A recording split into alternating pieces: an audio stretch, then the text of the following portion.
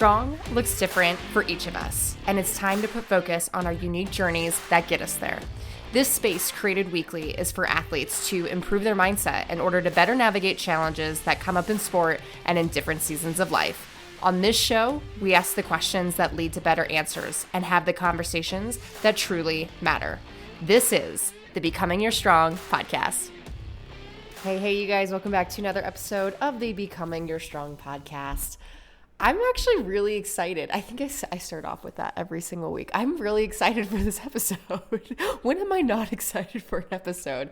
I think because I have these experiences during the week or the weekend that really set up these podcasts, recording sessions so freaking well, especially in relation to the topics that I want to chat about.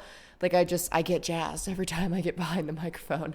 But the reason why I'm so excited about this whole Q&A that we're going to be doing is because I just had the opportunity this past weekend to run an incredible event at Pursuit. It was our Deca Mile, the second one that we've had, and it went so well. It was so much fun. Honestly, my favorite moment of it all was just having this moment of presence and realizing how much the hybrid racing community, DECA specifically, is growing in Northern Colorado, and how I get to play such a massive part in that. And just being so proud of all of the athletes and everyone that came through. It was so cool to pair a judge up with someone that they didn't know as an athlete, coach situation. And then they come out best buds by the end. And people are just networking and community building. And it's just so cool to watch. I have goosebumps thinking about it. So not necessarily a Becoming Your Strong moment outside of just quite literally shouting out everyone that attended yesterday. I'm so freaking proud of you guys. It is so cool to hear so many different stories, people from different ages, people that are overcoming mental or major diseases like cancer. There's so many different stories that you just don't know about that hit that course and they find a way to push through. So anyways, as you can tell, I'm firing on all cylinders. I am so jazzed.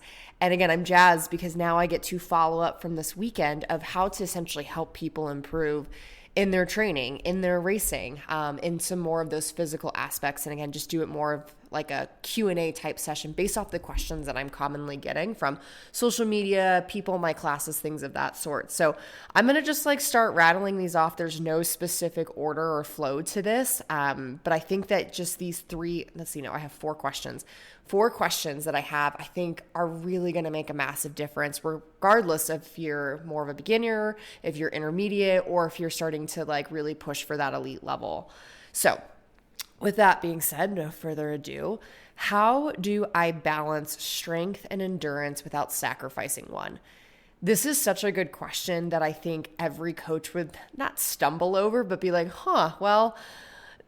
there's so many different facets to this question, but the way I'm going to approach it is by saying setting realistic expectation and prioritizing your goals. Truly, that's how you're going to do it. And unfortunately, there's going to be, especially in hybrid, when there's so much to accomplish, there's going to be some sort of sacrifice. There's going to be some sort of push or pull.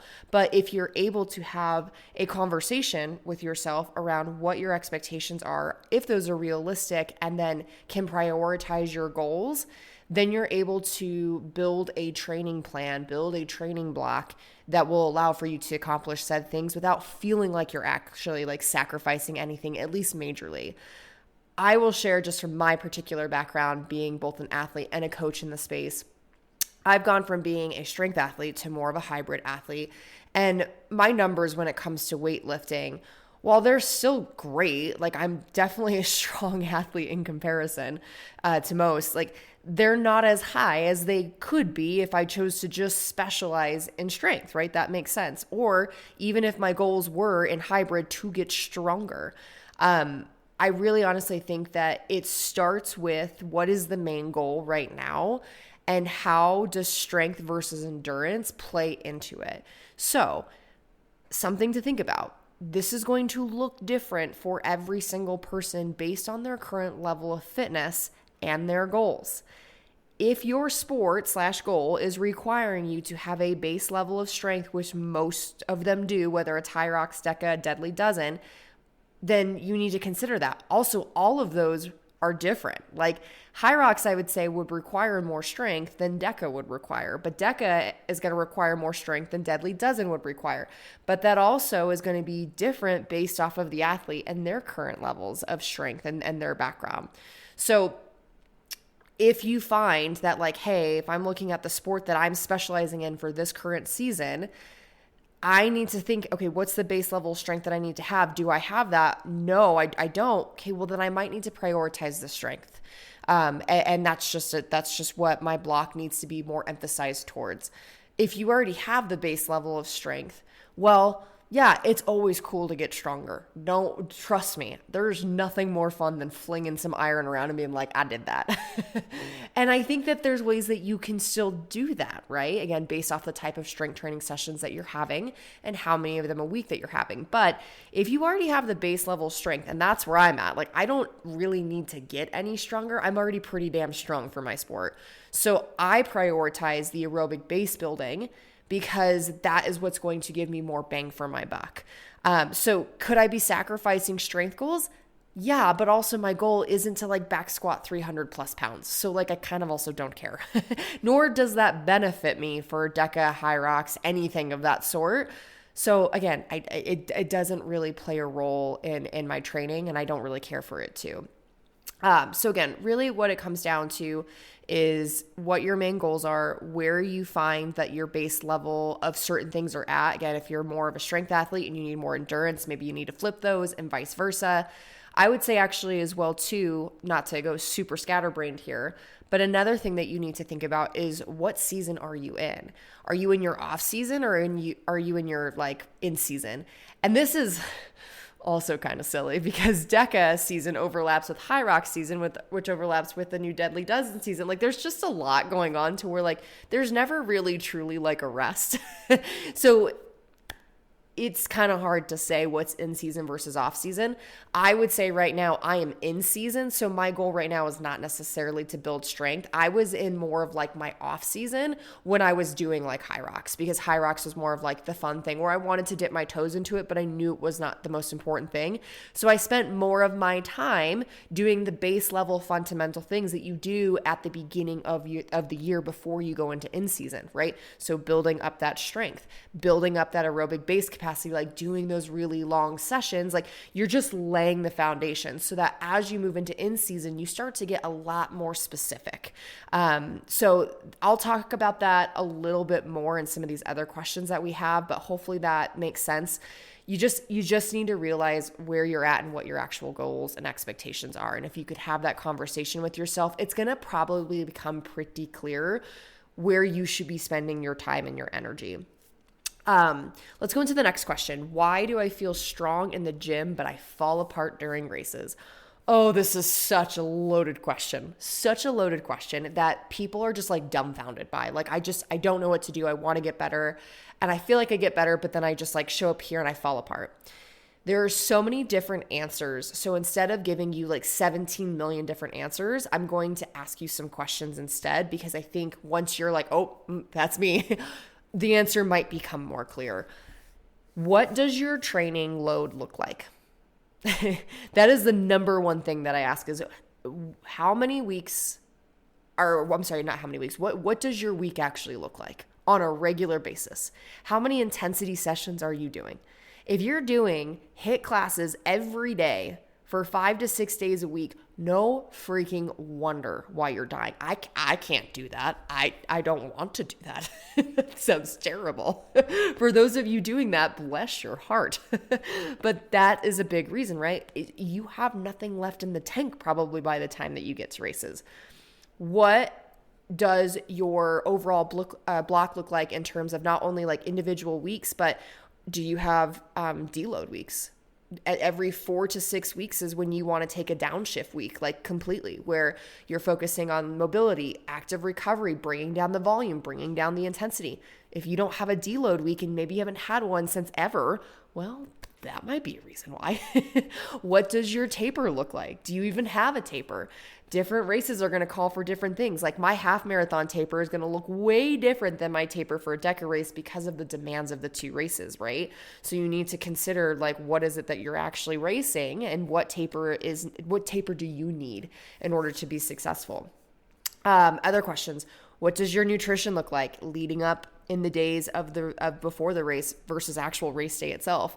Are you actually taking care of yourself from a hydration perspective, making sure you're getting enough electrolytes in? Are you actually like fueling your body with carbohydrates and proteins and fats and like getting in good sources of nutrients and not like treating it like shit or not eating at all? On race day, I know, and this is really hard as well too, that some people really struggle just to eat. So like, can you get a glass of orange juice in, right? Because there's tons of sugar in there. Can you get just any sort of like sodium carbohydrate based drink in there before you race if you're struggling? Can you get a gel or even like some sour gummy worms? Like literally anything. That nutrition is huge. I can't even begin to tell you, if I get shitty sleep and shitty nutrition, my races, I could be the fittest I've been all season and my race will still suck ass. So like nutrition is a massive part of the puzzle. And if you don't have that figured out, I would recommend that you go get the help and support on that one. Do you have a strategy? Or are you just throwing spaghetti at the wall? That's another big one, right? Part of what I do as a coach is not only help people train to get to the big day, but I help them like figure out what they're going to do on the big day, from warm up to when they're taking their, supplements or when they're doing their last little bit of eating to, what they're actually doing during the race, like paces that they're looking for and RPEs and things of that sort. Like, we're in the weeds talking about that stuff all the time. So if you don't have that, that might be a really actually easy component that you add of like, I'm going to go in actually knowing what I'm doing. And if you don't know, well, hi, my name is Kayla and I'm happy to help you. I do consultation calls, strategy calls all the time. And I love helping people with that because it truly is just like small tweaks. And people are like, whoa, that just completely changed the outcome of my races. Last questions I'd ask you are, what are you doing to improve your mental state? Are you doing anything outside of like training? Because training, I believe, is a great place to be working on your mental state, but it can't be the only thing that you're relying on. So what are you doing outside of this? Do you find that you're incredibly stressed in your life? Do you need to be doing more type of personal growth, not just about athletics and doing hard things, but maybe it's even things that are like weighing you down in life, in relationships, in your career. Like that stuff takes a toll. Your body, you guys, does not know the difference between strain that's done on a treadmill versus strain that's done because of a stressful day at work. It sees it all as one. So if you have strain in multiple different parts of your life and you're not managing them well, and then you're putting in this really hard training session, well, do you maybe wonder why? Like it just becomes so clear to me that like we've got to pull those stress levels down in those different areas. So hopefully that makes sense. But I think if you were to answer yes or no to a couple of those different questions, you might start to figure out where those areas of opportunities are. Okay, question number 3. Should I train movements fresh or fatigued for race prep? This is a solid question, actually. And my answer to that is you want to do both. But how much you do of each and when you do them depends a lot. And that's going to come down to experience level and things like what parts of your training block that you're in. So if you are more of a beginner, for example, your number one goal, like if you come to me and say, Kayla, I'm just getting started in this, like what do I do? I've got my first race in a month, like tell me what I need to do. Your number one goal is to get efficient at the movements and understand how your body moves best during these different zones. I know it's really enticing to want to be like, oh, well, I need to like hit this hard and do all these hard things to like make the movements feel easier during the race. If you're not efficient whatsoever in these movements, it's going to be kind of hard to do that in the first place. So I would start by getting efficient at doing the movements first. So then that way, when it comes time to down the road to do them compromise, you already have, again, like that base level, that foundational level to pull upon. So things that you could do are having sessions where you just work agility. So I like things like circuits or EMOMs. And I'm not saying do like the whole damn race in all the different zones, because that can be pretty taxing. But maybe at the end of a strength session, what you do is like an agility EMOM. I do these all the time where I tack these onto my athletes' training programs. I'll give them a strength day, and then when they're warm, after that strength day, then I say, okay, I want you to pick 2 stations in the upcoming race that you're doing. So like, let's just say it's DECA. Maybe they want to do the box step overs and the dead ball over the shoulders. Okay, 1 minute, I want you to get done 12 box step overs, and whatever is left over of that minute, you rest for. Then the next minute, you go to the dead ball over the shoulders, you get done 12 reps there, and then you rest for the remainder of that minute. And it's just going back and forth for like 5 to 10 minutes. Well, I mean, 5 rounds, which would equal like 10-ish minutes or so. And it's simple. It's to the point. It's quality. You get your heart rate up a little bit. You can work on even trying to like beat your reps from round to round. There's going to be a little bit of fatigue in that, of course, but it's not like you're trying to do like this all out sprint into like super compromised work. Like, it's very intentional. You're not overloading the system. You're just working on the repetitions themselves. So that's a great opportunity for you if you find yourself in that bucket. Once you start to have more of a solid hang of the movements itself, and maybe even have a race or 2 underneath your belt, then I would say it's time to start getting a little bit more strategic about the compromise side of the movements, whether that's being like the actual zones themselves or the running. Because I know if you're doing DECA Mile, DECA Fit, especially a freaking Hyrox, running's arguably some of the most important pieces of those races. Just be careful when you do these sessions, how long you are doing these sessions for, as they take a massive toll on your body. Once you find yourself like unable to hold certain paces and your form really starts to compromise, it is honestly within my best recommendation for you to pull the plug and to not work yourself into an injury-prone state. You want to be able to feel the challenge that you feel during the race, but not to the extreme of like, I literally can't move, I'm about to have a heart attack, I'm going to fall over, a limb's going to fall off, whatever. Because honestly, like 9 times out of 10, you don't race there. You don't race in that experience. And honestly, I don't find it productive, physically or mentally. Truly. Physically, because you're just beating yourself down and probably putting yourself further into hole for that next training session. Like, your recoverability coming out of that is going to be terrible. And mentally, guess what it's probably going to do? You're going to beat yourself up and you're going to have nightmares about it before the race, being like, well, I remember that one session where I got completely like hammered. And now, like, what if that happens on race day? Don't set yourself up for that. That's just not a good idea, right? So that's how I would attack the, should I train the movements fresh or fatigued, is you want a little bit of both. But again, depending on your experience level and what training block you're in, like as again, you get more like closer to the race, you want to get a little bit more specific, and maybe some of that compromised training becomes more of a thing. That's again, how I would sort of how I would sort of attack that. Okay. Last question here. Here we go. What's the biggest mistake people make when training for hybrid races? I was actually getting to talk about this like ever so briefly with an athlete yesterday, and I really do think it's trying to do everything. Trying to do everything and trying to do too much of everything, because there is so much to accomplish. There truly is. Like, your head could spin on how many different things that you can do in a singular week, which if you're trying to accomplish all of that, that leads to training or overtraining, that leads to injury, that leads to burnout. It's just no bueno. I also, within that, and I think that this is good to kind of tack this question onto this, is I get questions on like what your actual training week should look like if you're training for races like Hyrox or DECA. And obviously, if you're doing both or one or the other, they're going to look different because, again, the races have different demands.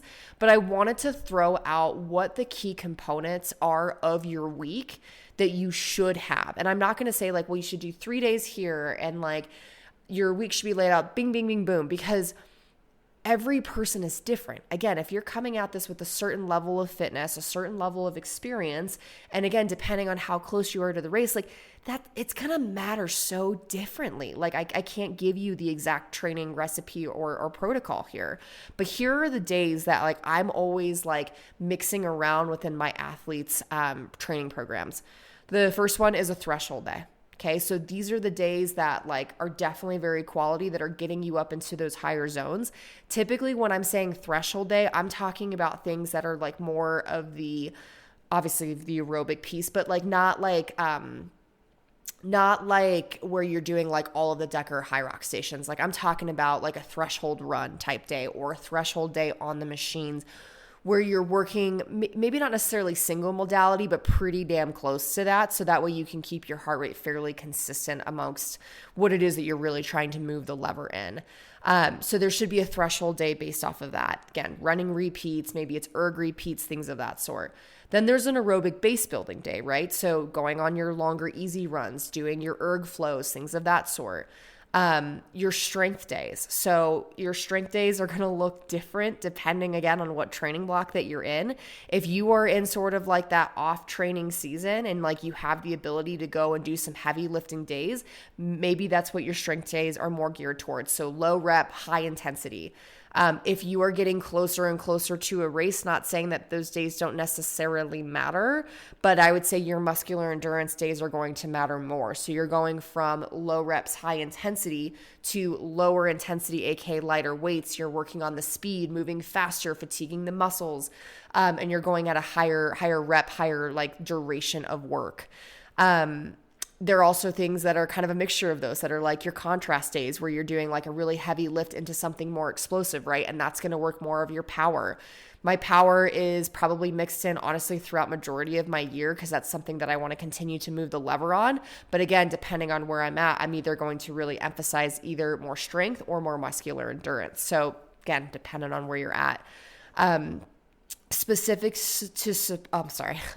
I feel like I get so excited and I trip over my words. You guys are probably laughing at me at this point. Specific to sport quality day. I shouldn't say always, but depending on what part of the season that they're in, I usually have this day in here 9 times out of 10. Again, unless they're building very fundamental like stages here. But a specific to sport quality day is like where you're working on compromise stations, compromised running, you're working on the zones, you're working on the agility, the explosiveness of certain things, like things of that sort, where like you're trying to almost mimic somewhat of a race effort or moving the lever on something that's very similar to race effort. So I put in those once a week because again, as we get more just closer to certain races, we want to make sure we're staying specific. And then I'm going to throw this in there, guys. There should always, always, always be some sort of intentional downshift day. So where you're getting in mobility, you're getting in active recovery, you're doing like recovery based protocols. Like I put rest and recovery days like actually on my calendar for my athletes to check off as a reminder that they need to be actually downshifting and taking care of their body in XYZ ways. So hopefully that made sense as far as like, again, what kind of your training week should look like. Again, depending on where you're at, fitness level, experience level, what kind of race you're working towards, where you're at in the season. All of these different things and how they come together are going to depend, which is why it is so important, you guys. If you have no idea what you're doing and you feel like you're going nowhere, it is time to get out of your own damn way and it's time to hire a coach. I will tell you, I was a personal trainer trying to do this, but I was a personal trainer in hypertrophy, body composition, strength training. I had no business in trying to build an endurance or hybrid based program. I hired a coach, I figured it out, got my licensure, and now I get to repay that forward for so many different people. It makes a massive difference. I went from being middle of the road and getting frustrated to being one of the best in the world at what I do. That is the difference when you hire a coach. And I can tell you this past weekend when I watched a lot of my athletes hit the course, a lot of them PR'd. And it's because they came in with a plan and they have been able to recharge the batteries enough to execute said plan. And they felt confident because they spent the last several weeks doing very intentional training towards said plan. So all that to say, thank you so much for showing up for you today, you guys. If you have any questions, if you are needing support, go to the show notes, get in contact with me, and let's have a conversation. But continue to bring your questions my way. I love answering them from week to week, and I'll see you guys next week for another episode of Becoming Your Strong. See you then.